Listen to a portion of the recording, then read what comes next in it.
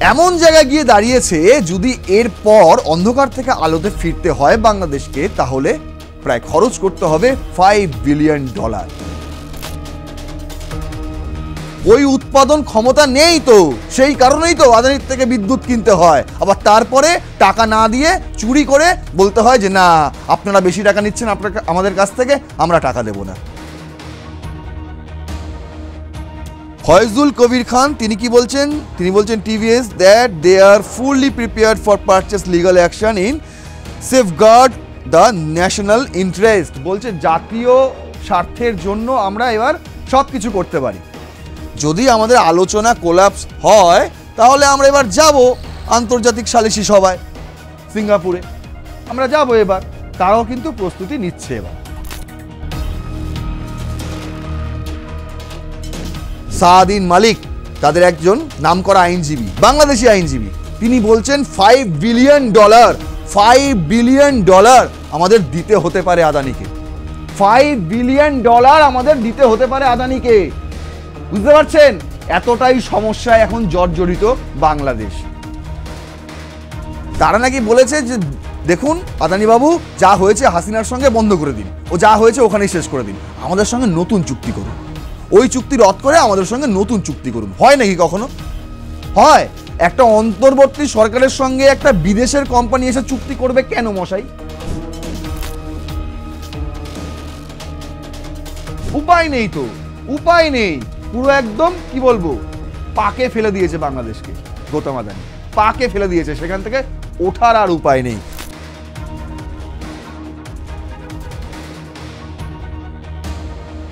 বুঝতে পারছেন বাংলাদেশবাসী আপনাদের সঙ্গে কি ছলনাটাই না করছে এই ডক্টর মোহাম্মদ ইউনূসের অন্তর্বর্তী সরকার। তারা জানে তারা অন্যায় করেছে, সেই অন্যায় ঢাকার জন্য এবার কি কি করা যেতে পারে সেদিকে তারা নজর দিয়েছে।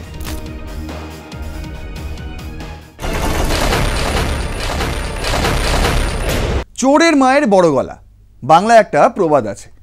ধরুন আপনি চুরি করেছেন, কিন্তু যেই গোটা কর্মকাণ্ড ধরা পড়ে গেল তখন আপনি বলছেন না না না আমি চুরি করিনি, আমি তো একটা দুর্নীতির শিকার, যে দুর্নীতি হয়েছে তার একটা অংশ মাত্র, চুরি আমি করিনি, বরং তারই দোষ। ঠিক যেমনটা অবস্থা হয়েছে এই মুহূর্তে ডক্টর মোহাম্মদ ইউনূসের অন্তর্বর্তী সরকারের বাংলাদেশের, অন্ধকারে ডুবে গেছে। আজ রণক্ষেত্রে আপনাদের সঙ্গে রয়েছে আমি নারায়ণ। আজকের হেডলাইন, বাংলাদেশ ইন ডার্কনেস। অন্ধকারে ডুবে গেছে বাংলাদেশ। কেন? তার কারণ গৌতম আদানির সঙ্গে তার বিশ্বাসঘাতকতা। এমন জায়গায় গিয়ে দাঁড়িয়েছে, যদি এরপর অন্ধকার থেকে আলোতে ফিরতে হয় বাংলাদেশকে, তাহলে প্রায় খরচ করতে হবে $5 বিলিয়ন। কেন বলছি? তাহলে চলুন গোটা গল্পটা আপনাদের সামনে আজকে তুলে ধরা যাক। ফার্স্ট স্লাইডে আমি একটা রেখেছি রয়টার্সের এই খবরটি, হেডলাইন্সটা দেখেই আপনারা বুঝতে পারছেন যে গল্পটা কি। India's Adani power opts for arbitration to settle payment dispute with Bangladesh. এইবার আদানি চলে গেছে আন্তর্জাতিক সালিসি সভায়। কেন? কেন? তার কারণ বাংলাদেশ তাদের কাছ থেকে বিদ্যুৎ নিয়েই গেছে, কিন্তু টাকা আর দেয়নি। সেই টাকা আর দেয়নি। কত টাকা বকেয়া রয়েছে বলুন তো, কত টাকা বকেয়া রয়েছে? এই যে আর্টিকেলটা, এই আর্টিকেলে পুরো স্পষ্ট করেছে সেই বিষয়টা। এই মুহূর্তে এখনো প্রায় $900 মিলিয়ন বাকি রয়েছে বাংলাদেশের কাছে।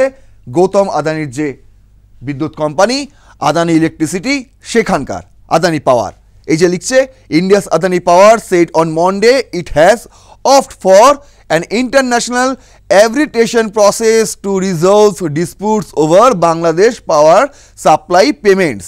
এখানেই লিখেছে 2017 সালে সাইন করা হয়েছিল এই সেই চুক্তিপত্র, যেখানে আদানি গ্রুপ বাংলাদেশের যে পাওয়ার সংস্থা রয়েছে তার সঙ্গে চুক্তিবদ্ধ হয়েছিল। কোথা থেকে তারা নেবে সেই বিষয়ে সেই সময় বাংলাদেশের প্রধানমন্ত্রী ছিলেন শেখ হাসিনা। হয়েছিল 15 জুলাই 2023 থেকে শুরু হয়। 17 সালে চুক্তি হয়েছিল, কিন্তু 23 সালে প্রথম তারা পায়। এবং কি হয়, এটা হচ্ছে যে ঝাড়খণ্ডের গোড্ডায় যে আদানি পাওয়ারের যে কেন্দ্রটি রয়েছে সেখান থেকে সরাসরি বাংলাদেশে বিদ্যুৎ যায় এবং সেই তার পশ্চিমবঙ্গের উপর দিয়েও গিয়েছে। ঠিক ঠিক আছে, তাহলে আপনারা দেখতে পাচ্ছেন যে বিষয়টা এমন, সেখানে তৈরি হয় হচ্ছে 1600 মেগাওয়াট আলট্রা পাওয়ার super critical Godda power plant, যেই প্ল্যান্ট থেকে কিন্তু এই বিদ্যুৎ পৌঁছে যায় বাংলাদেশে, এবং তার জন্য নির্দিষ্ট একটা রেট আছে। সেই রেটটা বলা হচ্ছে যে 14 টাকা 87 পয়সা বাংলাদেশি মুদ্রায়। এই 1600 মেগা পাওয়ার যে গোড্ডা পাওয়ার সেখান থেকেই যায়, রয়টার্সও তাই বলছে, এবং এই রেটটা বলা হচ্ছে 14 টাকা 87 পয়সা per units during the fiscal year to June 30, 2024, যেটা নাকি বাংলাদেশে যারা স্থানীয় কোম্পানি রয়েছে তাদের থেকে নাকি অনেক বেশি। এটা হচ্ছে বাংলাদেশের বক্তব্য। কিন্তু আপনার টাকা কেন দিচ্ছেন না? কিন্তু তাহলে আপনি আদানির থেকে কেন বিদ্যুৎ নিচ্ছেন? যারা আপনাকে কম টাকায় বিদ্যুৎ দিচ্ছে সেখান থেকে আপনারা বিদ্যুৎ নিন। এখানে একটা ব্যাপার আছে যে ঝাড়খণ্ডের যে জায়গায় আদানির তাপবিদ্যুৎ কেন্দ্র রয়েছে সেই তাপবিদ্যুৎ কেন্দ্র চলে কিন্তু পুরোপুরি কয়লার দ্বারা। আর এই মুহূর্তে কয়লার দাম আপনারা জানেন, প্রত্যেকেই জানেন, আর সেই কারণেই কিন্তু এই বিদ্যুতের খরচ একটু বেশি, এমনটা কিন্তু বলা হচ্ছে। তা সত্ত্বেও আপনি সব জানেন, তারপরেও আপনি বলছেন যে না, দাম বেশি নিয়েছে সেই জন্য আমি টাকা দিইনি। এটা তাদের বক্তব্য, বাংলাদেশের এটা হচ্ছে বক্তব্য। আর এইভাবে কতদিন চলতে পারে? এবার আদানি চলে গেছে আন্তর্জাতিক সালিসি সভায়, সেখানে গিয়ে নালিশ করেছে, বলছে না এবার বিচার করুন। কিন্তু বাংলাদেশের পর কি বলছে দেখুন, বাংলাদেশ তো দিশাহারা হয়ে গেছে এই কথা শুনেই। এই যে দ্য বিজনেস স্ট্যান্ডার্ড একটা কপি করেছে, এটা বাংলাদেশি একটি সংবাদ মাধ্যম, তারা লিখেছে as Tux collapse BPDV now set to face Adani in international arbitration। মানে যে প্রথমে তারা কথা বলে মীমাংসা করে নেওয়ার চেষ্টা করেছিল, অনেকবার বসেছে। এই যে এখানে বলছে বাংলাদেশের যে অনেকবার বসা হয়েছিল international arbitration as India's Adani power limited moves against the Bangladesh power development board. এই যে পুরোটার নাম Bangladesh power development board, BPDB, এর সঙ্গে কি হয়েছিল? Over dispute surrounding the power purchase agreement, PPA বলা হয়, যেটা হয়েছিল PPA, and coal pricing formula after several rounds of failed talks. অনেকবার আলোচনার টেবিলে বসা হয়েছিল, কিন্তু কোনোবারই আলোচনার কোনো ফল তারা পায়নি। এখানে কিন্তু এই BPDB যে CEO তিনিও কিন্তু একই কথা বলছেন। তিনিও বলছেন যে আমরা বেশ কয়েকবার, তার নাম হচ্ছে মোহাম্মদ রেজাউল করিম, তিনি বলছেন আমরা বেশ কয়েকবার আদানিদের যে কর্মকর্তা রয়েছে তাদের সঙ্গে বসেছিলাম, কিন্তু কোনোবারই কিছু আমাদের কোনো মীমাংসা বেরিয়ে আসেনি। তাহলে কি হবে? The appointment of a mediator by Adani indicates that they are opening a legal battle instead of resolving the issues on the table, he added. Our Power Energy and Mineral Resource Advisor Faizul Kabir Khan তিনি কি বলছেন? তিনি বলছেন TVS that they are fully prepared for purchase legal action in safeguard the national interest। বলছে জাতীয় স্বার্থের জন্য আমরা এবার সব কিছু করতে পারি। যদি আমাদের আলোচনা কোলাপস হয় তাহলে আমরা এবার যাব আন্তর্জাতিক সালিসি সভায় সিঙ্গাপুরে, আমরা যাব এবার। তারাও কিন্তু প্রস্তুতি নিচ্ছে এবার, কারণ উপায় নেই, পুরো একদম কি বলবো, পাকে ফেলে দিয়েছে বাংলাদেশকে গৌতম আদানি, পাকে ফেলে দিয়েছে, সেখান থেকে ওঠার আর উপায় নেই। তাই তারা বলছে যে না ঠিক আছে, আমরাও এবার যাব, we are communicating with the sector related renowned lawyers, the adviser added. যে উপদেষ্টা তিনি বলছেন যে আমরা আইনজীবীদের সঙ্গে যোগাযোগ করছি, দেখা যাক কিভাবে আমরা কি করতে পারি, একটা আলোচনা হচ্ছে, আমরা কিন্তু ইন্টারন্যাশনাল কোর্টে যাব। এই যে বলছে, এটা কিন্তু বিজনেস স্ট্যান্ডার্ডে একটা খুব সুন্দর ইনফোগ্রাফিক করেছে তারা, এখানে সুন্দরভাবে লিখেছে যে 25 বছরের যে সাইন যেটা হয়েছিল সেটা নিয়েই সূত্রপাত, ঘটনার সূত্রপাত। কেন? তার কারণ হচ্ছে ওদের যে BPDB আছে তারা বলছে নাকি আদানি প্রচুর টাকা নিচ্ছে। কত টাকা নিচ্ছে? 14 টাকা 87 পয়সা নিচ্ছে, যেখানে স্থানীয় ওদের কোম্পানি তারা নেয় মাত্র 11 টাকা 83 পয়সা। এটা কিন্তু পুরোটাই বাংলাদেশি মুদ্রার কথা বলছি, এটা যেহেতু বাংলাদেশের সংবাদ মাধ্যম TK, বাংলাদেশি মুদ্রার কথা হচ্ছে। আদানি নিচ্ছে 14 টাকা 87 পয়সা, ওখানকার স্থানীয় যে পায়রা বলে কোনো একটা কোম্পানি রয়েছে তারা নিচ্ছে 11 টাকা 83 পয়সা। তাহলে পায়রার থেকেই বিদ্যুৎ নে, গোটা এলাকায় পায়রা থেকেই করে দে। তুই কেন আদানির থেকে নিতে যাচ্ছিস? কেন, কি দরকার? আরে নেই তো, ওই উৎপাদন ক্ষমতা নেই, তো সেই কারণেই তো আদানির থেকে বিদ্যুৎ কিনতে হয়, আবার তারপরে টাকা না দিয়ে চুরি করে বলতে হয় যে না আপনারা বেশি টাকা নিচ্ছেন আমাদের কাছ থেকে, আমরা টাকা দেব না। যেটা বললাম শুরুতে, চোরের মায়ের বড় গলা, এখন সেটাই হয়ে দাঁড়িয়েছে, চোরের মায়ের বড় গলা। এবার দেখুন লেট পেমেন্ট করলে কি হয়, লেট পেমেন্ট করলে 2% বেড়ে যায় প্রতি মাসে, ঠিক আছে, এটাও একটা কিন্তু বিষয়। অবশ্যই আপনি টাকা দেবেন না, সেই একই টাকা যদি আমার কাছে থাকতো, এটা সাধারণ হিসেব, ডক্টর মোহাম্মদ ইউনুস এই হিসেবে পাকাপোক্ত, উনি জানেন, উনি একটা ব্যাংক চালান, যে কিভাবে সুদ বাড়াতে হয় উনি ভালোভাবে জানেন। টাকা যদি আমার কাছে থাকে তাহলে ব্যাংক আমায় সুদ দেবে, ওই একই টাকা যদি আপনার অ্যাকাউন্টে থাকে তাহলে ব্যাংক আপনাকে সুদ দেবে, সুদটা আপনি পাবেন ওই টাকার পরিমাণে, তাই তো? কিন্তু এই টাকা যদি আপনি না দেন তাহলে তো সুদ বাড়বেই, এটা তো কমন হিসেব। ডক্টর মোহাম্মদ ইউনুস তো এটা জানেন, এই হিসেবেই তো তিনি এত বড় লোক হয়েছেন। আচ্ছা, তারপর মুভ টু আরবিট্রেশন, এবার বলছে তারা আরবিট্রেশনে যাবে। তাদের একটা বক্তব্য যে 437 মিলিয়ন ডলার নাকি তারা জুনে দিয়েছিল, তারপরেও এত টাকা দেওয়ার পরেও এখনো পর্যন্ত প্রায় 900 মিলিয়ন ডলার বাকি রয়েছে। সেই টাকা কখন দেবেন? 437 মিলিয়ন একটা দিয়েছিল, ঠিক আছে, মানা গেল ওই টাকা, আর তারপরেও ওই টাকা দেওয়ার পরেও এখনো 900 মিলিয়ন ডলার বাকি রয়েছে। তার মানে বুঝতে পারছেন টাকার পরিমাণটা কত, ঠিক কত? এবার বোঝা যাচ্ছে, বলছে যে তারা নাকি প্রচুর মিটিং করেছে, টপ লেভেল মিটিং করেছে, মিটিংয়েও কিছু হয়নি। এবার আদানি তাদের একটা মিডিয়েটর দিয়ে রেখেছিল, বিপিডিবি তাদের একটা সংযোগকারী ছিল, এবং তাদের মধ্যে যে কথাবার্তা হয়েছে সেই কথাবার্তা তো নাকি কিছু হয়নি। কিন্তু তারা চাইছে যদি কোর্টের বাইরে, ইন্টারন্যাশনাল কোর্টের বাইরে যদি মীমাংসা করে নেওয়া যায় তাহলে সেটাই করা হোক। এই যে এই কোম্পানিটা বিপিডিবি, এরা কিন্তু এটাই চাইছে যে যদি কোর্টের বাইরে মীমাংসা করে নেওয়া হয়, করা যায়, তাহলে সেটাই করুক। সেই জন্যই কিন্তু হেডলাইন্সটা এরকম, অ্যাজ টক্স কোলাপস, যদি কথাবার্তা না এগোয়, ভেঙে পড়ে, তখন তার আগে পর্যন্ত কথাবার্তা চালিয়ে যান, যাতে আদানি আমাদের প্রতি একটু সহৃদয় হয়, যাতে আর কিছু না করে ইন্টারন্যাশনাল কোর্টে না যায়, সেখান থেকে যদি মামলা তুলে নেয়, এই সমস্ত পরিকল্পনা তারা করছে। কিন্তু পাশাপাশি তারা জানে যে এটা করে কিছু হবে না, তাই তারা আইনজীবীদের সঙ্গেও পরামর্শ করছে যে কিভাবে কি করা যায়।